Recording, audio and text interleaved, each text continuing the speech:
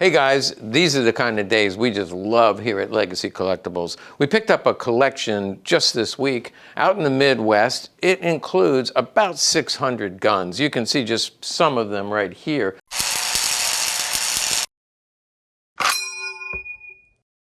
I will probably at some point do several videos where I highlight some of these guns, but let me just give you an overview of what a collection like this looks like. Really saves you a lot of money. You don't need to go to a gun show. It's all right here. Okay, all the way to my left is these guns. This one stands out because that's a broom handle. You can tell by the top. This is in pretty nice condition, and I think that's actually a commercial gun. I didn't see any proofs on it. And then we've got some Colts, some Smith & Wessons. This collection has a lot of P38s. Again, I can tell from the top.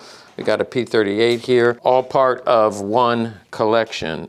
This one is actually police proofed right here. That's a Mauser HSC. We'll keep going. Up here we can see more P38s. I see it at Colt. And here's some 1911 Colts. These are highly collectible, used in World War II. You can see the Parkerized finish. As soon as you look at the top, you can see this one is blue. This is Parkerized. We got another Parkerized gun right here. We even have some flare pistols. That looks like a Luftwaffe flare pistol. And then this is actually Japanese. So Japanese flare pistol. Let's take a look at this cart, because this cart over here, right on top, I see P38s.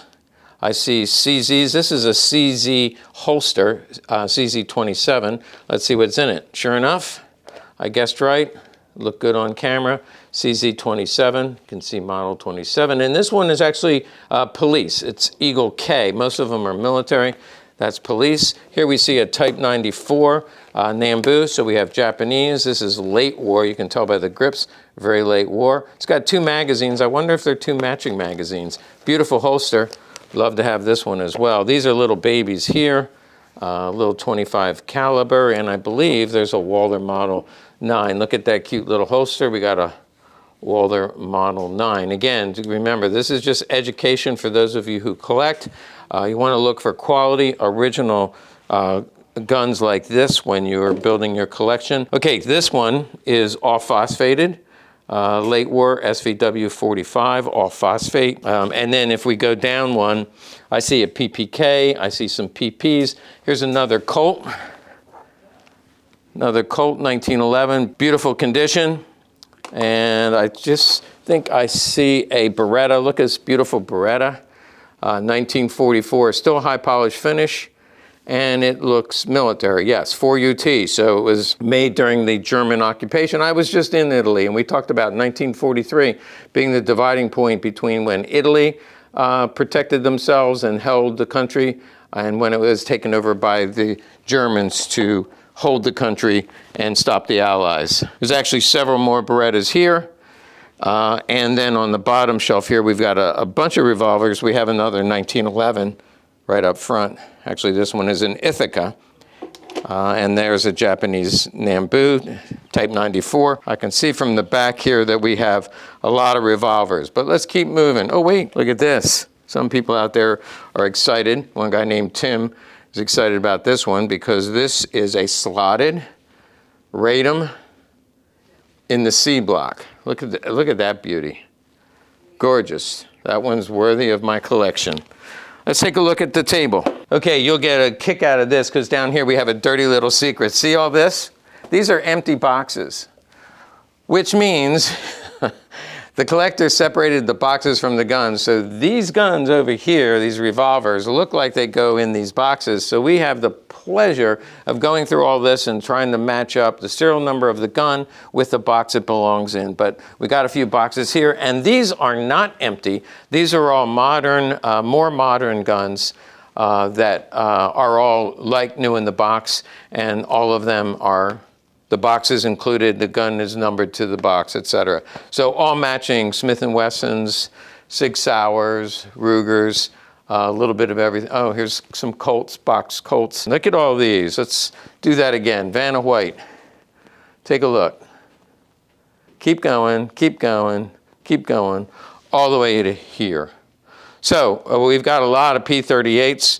A lot of things that jump out at me. There's a PPK right there. You know I'm salivating for the PPK. Oh, here's a unusual one. Oh, no wonder it's post-war. I was going to say, this is a brown grip PP, which would have been very rare if it was wartime, but this is post-war, so not very rare. Here I see another CZ. It's phosphated. Yep, the phosphated CZ with a phosphated magazine.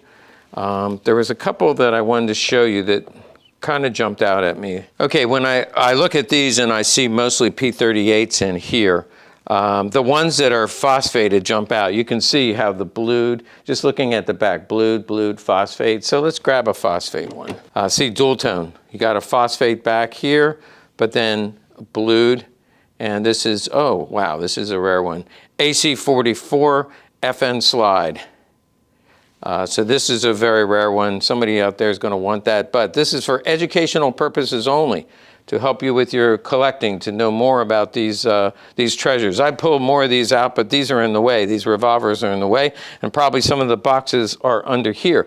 Here's a Nambu. We see a few Nambus scattered in there. This one is pretty nice. Mid-war with the correct magazine. But here's something else that jumped out at me. Look, here's a high polish gun. I can tell from the grip that it's different than the others. Look at these grips. This is your typical wartime grip. And then this is an early grip. And I mentioned it being high polish. This is actually from 1939. And it's an H prefix, which is a Swedish gun. Turn this over. And I think, what a shame. It is Unimark, it is Swedish, it is from 1939. You can see the crown end instead of the eagle end, so really early, nice high polish. The other thing that I notice as I look through here, notice plum, plum, plum, and there was one other one over here. Let me pull this out. Plum. So what makes that so special? Well, it's just beautiful. Look at the blue. They don't actually call this a dual tone, even though it is dual tone. Instead of phosphate, the metal was just prepared differently, so it comes out in this plum color. Now this is AC, which means it's Walther, it is Mauser, and there might even be some spree work in here if I had a spree work magazine, which I do. I just hit the jackpot. This is the trifecta: spree work, Walther, Mauser. We just hit this trifecta with that one. Now let's see these other ones. This one you see plum in the back. What is it? It's another BYF, so Mauser, AC, Walther. Let's see if we have another trifecta. This is 135, that makes it Mauser, so we don't have a trifecta, but still a rare, very cool gun. Maybe do one more of these plum color. The problem is they're wedged in here pretty tight. And the last thing I want to do on camera is knock over one of these collectible guns. Aha. And here we go, one more. These are very rare guns. I can't believe he has three, at least three, maybe four. Again, Mauser, AC, plum color. You can see they're all in the same serial range. They're all the same style, and they all have that plum frame. And then this is phosphate. But let's see who made the magazine. Is 359, so it's a Walther magazine. So this is just some of the stuff that came in. Everything I've seen so far has been really good. Right off the top of my head, I can see that this is nickel plated. So we have here a Japanese Nambu, which is nickel plated. Hurts the value quite a bit, as most of you have heard the story over and over. If you talk to collectors, they'll say the GIs love to bling their souvenirs. So they would capture one of these, or sitting around waiting for transport to go back home, or waiting to be discharged from the Army or the Marines. And so they go to the local shop and have somebody nickel plate their gun, because then when they go home, they can say, I took this off the Emperor. Whatever the story is, they like to nickel plate their guns. Hey, speaking of nickel guns, it doesn't include this gun. First of all, this is post-war, so it wouldn't have been a GI nickel plating it. This is a Smith & Wesson revolver, nickel plated, I suspect. It came like this from the factory. If I can find the box, probably we could find information about this gun being nickel plated. I just thought of one other gun. Way over here, I just thought of this gun that I saw earlier. This is a baby Nambu. So it looks a lot like this Nambu, although This is a Type 14. This is a baby Nambu. They are actually from before the war, so the late 1920s into 1930. You can see this one, the serial number is 1666, so we could also call it the Devil Gun. 666, and the magazine 1666. So we got a matching magazine, beautiful condition. Again, worthy of my collection. Hey, lucky me, 600 guns. I still have to go through and catalog and get them registered and all that kind of stuff. But if you like content like this, you like looking at beautiful guns and being educated on how to collect, make sure you like and subscribe to our channel.